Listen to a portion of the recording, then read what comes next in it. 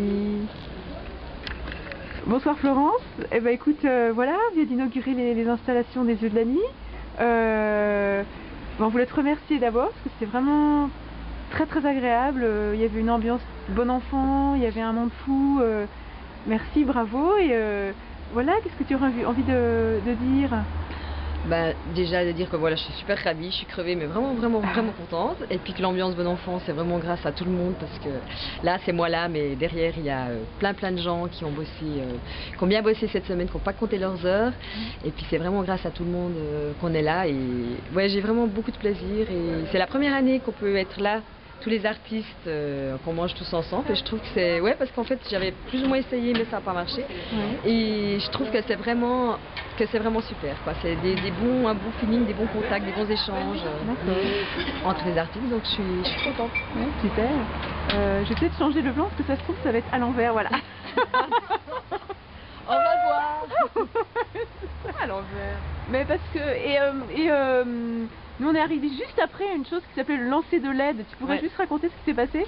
Écoute, un jour j'ai eu un petit téléphone de Julie qui m'a dit ouais, j'ai peut-être une idée, tout ça. Alors après elle est venue plus toute seule mais avec deux copains, et ils m'ont proposé une LED aimantée. Alors dis, c'est quoi une LED? Oui, une LED c'est un petit point lumineux, en fait c'est des diodes électroluminescentes.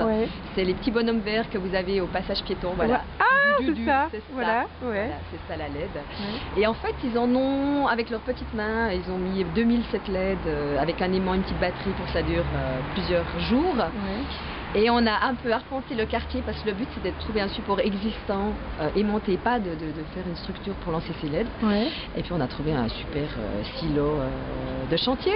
Et ce qui s'est passé, c'est que les gens ont eux-mêmes lancé comme des petites lucioles. Exactement, c'était la participation du public en fait à la fin du spectacle humain.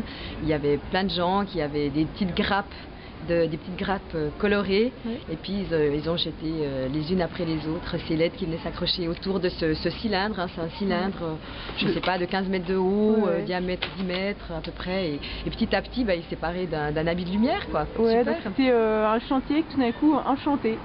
Absolument Célia, je te laisse toi jouer avec les mots beaucoup mieux que moi. Non, pas du tout.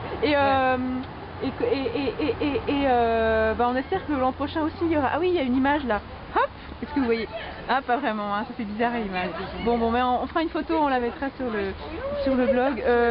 On te souhaite qu'il y ait une seconde édition, une nouvelle édition l'an prochain. Bah écoute, moi aussi, mais de toute façon moi je suis de plus en plus une férue de la nuit.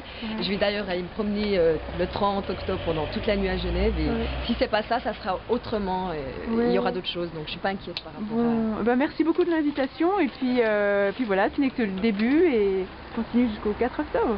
4 novembre même. 4 novembre, c'est bien. Aïe. 4 Merci novembre, beaucoup. Venez à Genève. À bientôt, au revoir. Au revoir Célia et Claire. Claire Peverelli à mes côtés. À bientôt. Voilà, c'était le premier podcast de la philosophie des Lumières. À bientôt. À bientôt.